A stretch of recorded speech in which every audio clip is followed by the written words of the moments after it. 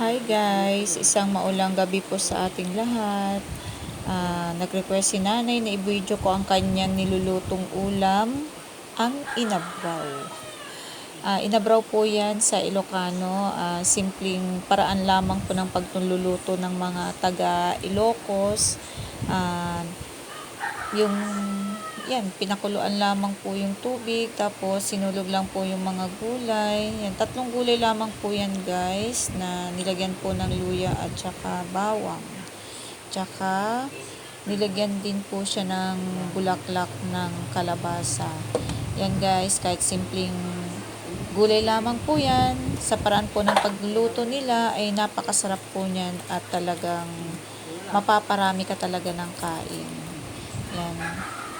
Asin at saka betchin lamang po nilalagay ni nanay para masarap daw. Yan. Napakasustansya po niyan guys kasi galing lamang po yan dito sa paligid. Tsaka kapag may mga gulay dyan sa bakuran, yan, kahit na simple lamang po, mabubusog ka na. And guys, happy eating. Thank you for watching. Ingat po tayo lahat kasi bumabagyo po.